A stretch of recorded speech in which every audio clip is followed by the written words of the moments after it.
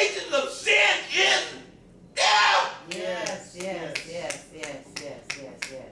What are you going to do? Stand at the judgment throne and say, yeah, Lord, I know you said that, but you didn't really mean that.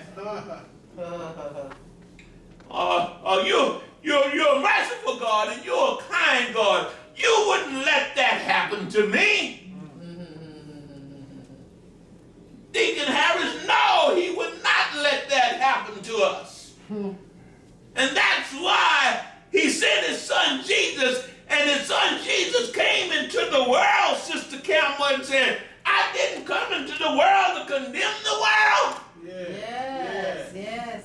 I didn't come to send nobody to hell. You were already well on your way. All right. But I came that the world through me might be saved, because the wages of sin was death, and God was not slack on his word, but the gift of God was eternal life through Jesus Christ his Lord. Hallelujah. Thank you. How shall we be saved Thank you, Jesus. if we neglect so great Thank you, salvation? Jesus. But Jesus came into the world. Light came into the world. But men, Sister Yvonne, love darkness. Yes. Light came into the world, but men love darkness. Yes. And the darkness apprehended it not. Yes.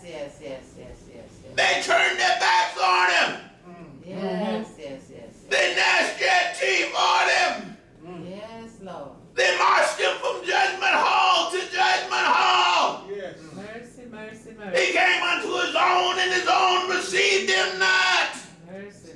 He healed the sick. He gave sight to the blind. He fed the hungry. He raised the dead. Yes. And they called him a son of the devil. Yes. Mercy. And he died anyway. Father, forgive them. Right. Yes. They didn't know who I was. Yes. His mercy endureth forever. And it's this world's only hope. Stand up for Jesus. Yes.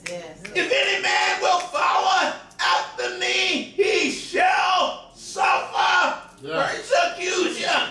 Yes. Yes, Lord. Secondly, if you stand up for Jesus, you cannot love life in this world. Come on. Hello.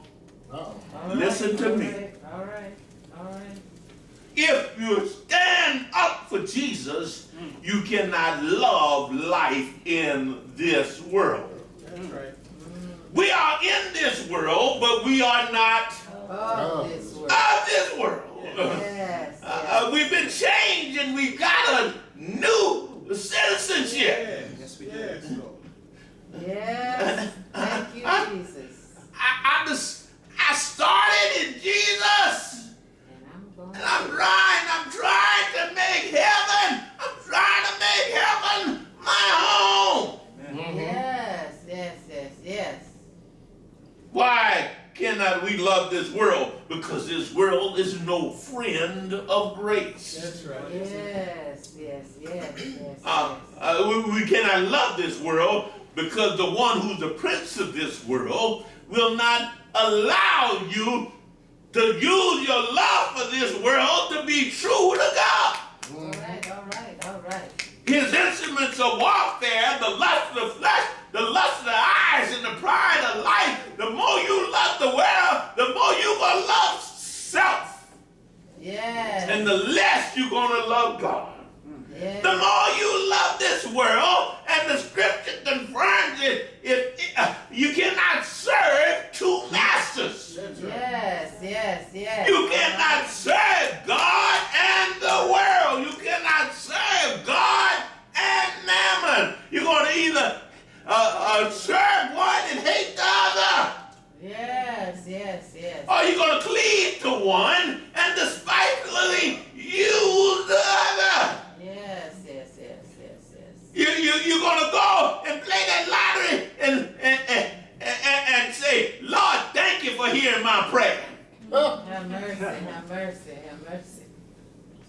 You ain't gonna stop grabbing. Go to the church and say, the Lord that blessed me, hit the lottery. And so when the preacher say, and bring you all the tithes, oh, you want me to tithe on $15 million? Tithe on $50 million is $1.5 million. I was reading this article about the lady who did just that and said she was going to tithe. She didn't tithe on it because obviously it got to look like too much to it. And then the minister got so caught up in the fact he's going to get $1.5 million, he began to sue her. Because he too got caught up in the love of money. And all of a sudden he fell from grace. The parishioners who he had been told to trust in the Lord and lean not into their own understanding start to look at it and say, huh?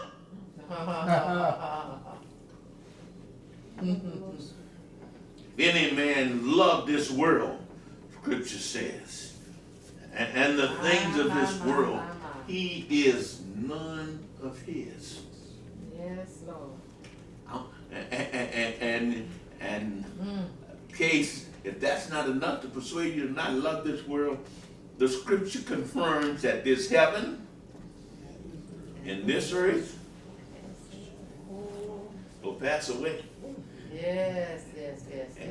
And so if you love this world and you own a lot of property, you own a few acres, and you got all your trust in your acres and your property.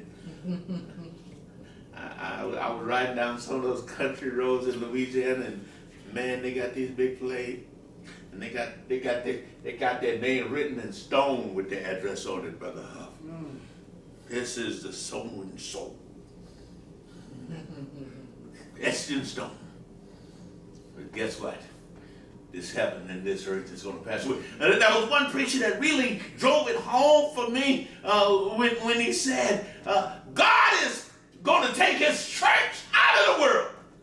Yes. And this heaven and this earth is going to melt and it's going to burn with the fervent heat. Yeah. And he reminded us, he said, now when he takes his church out of the world, you got to be mindful of the fact that his church are those who are in the body of Christ.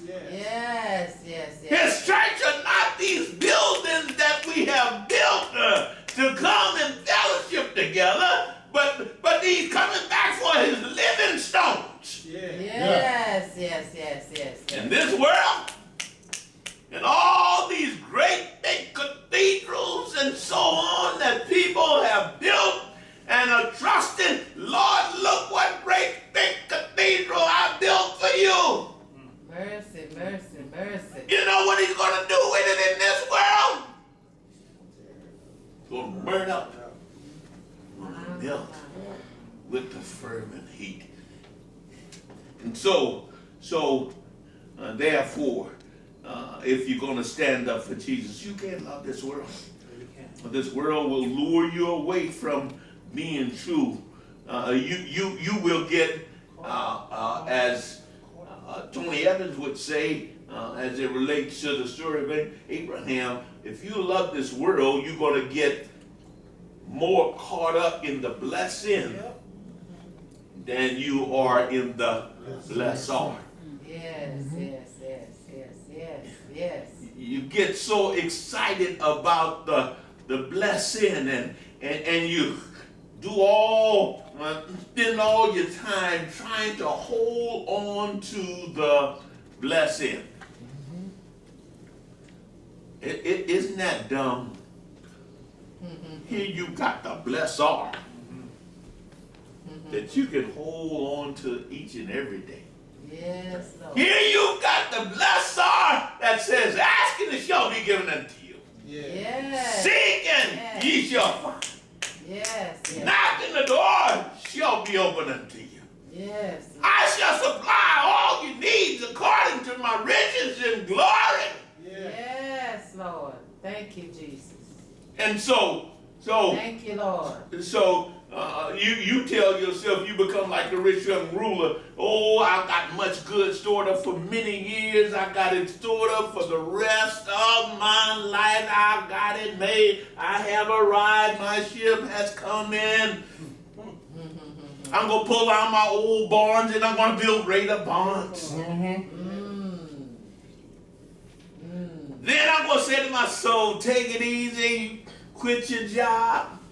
I done hit the lottery big time, quit your job. Don't have to work anymore, quit your job. Eat, drink, and be merry. Got it made for the rest of my life. Yes. Well, guess what the rest of your life is, thou fool?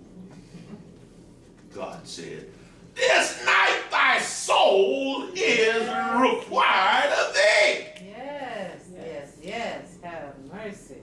And what kind of provisions have you made for outside of this world? Yeah.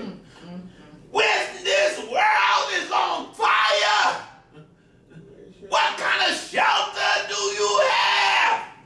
Mercy, Lord. And it's going to melt. It's going to burn with the fervent heat. And if you think it's not going to burn with the fervent heat, you just listen to the rhetoric. Some of these world leaders talking about nuclear bombs. And if you know anything about nuclear bombs, I understand Russia did a test launch on one this past week that carried with it enough nuclear power to wipe out our entire country. They didn't say what kind of country, but hint. And the craziness, and it doesn't take it much to realize that it's going to happen eventually. If Russia fires their nuclear weapon that can wipe out an entire country, and depending on what kind of country he's aiming it at, what do you think that country is going to do? Uh-oh. They already have their defense program. I can't stop your nuclear weapon, but I can fire mines at you. There you go. And so you destroyed me, and I destroy you, and we fulfill God's promise. This world's gonna burn, and it's gonna melt with the fervent heat. You know how potent nuclear weapons are? We've got nuclear power plants. And the greatest concern with nuclear power plants is that if that container break that holds the nuclear cells, that it can pretty much, there's nothing you can do to contain it. It can pretty much, it's so hot, it can pretty much melt through the earth. And that's one of the great concerns of nuclear power plants that Iran and some of the other countries say, oh, we don't want no nuclear weapon, we just want a nuclear power plant. But certainly nuclear power is a kind of power that will burn this world, and it truly will melt with the fervent heat. And the rate that we see things going, it's pretty easy to understand how that's going to be. If you're going to stand up for Jesus, my final point, my sisters and brothers, if you stand for Jesus, hallelujah, he will stand for you. Yes. And so, as Stephen stood and didn't waver on who he was and who he was, if you stand up for Jesus, he'll stand up for you. And so, the scripture said they stoned Jesus. They stoned Stephen. And as they were stoning Stephen, scripture said that Stephen looked up into heaven. Yes. And when he looked up into heaven, scripture said that he could see the glory of God. God is glorified when we glorify him. God is glorified in heaven. And so he saw the glory of God. He saw what God had in store for him. And it goes on to say, and he saw Jesus. Throughout the scripture, they say Jesus sits on the right hand of the Father, but he said, I saw Jesus, he's standing. Standing on the right hand of the Father. And I'm here to remind you that if God be for you, if Jesus stands for you, if you're only one, it doesn't matter how many you are. If you got Jesus standing with you, it's enough. And so I just simply remind you, my sisters and brothers, stand up. Stand up for Jesus. Stand up, the songwriter says, ye soldiers of the cross. Lift high his royal banner, it must not suffer loss.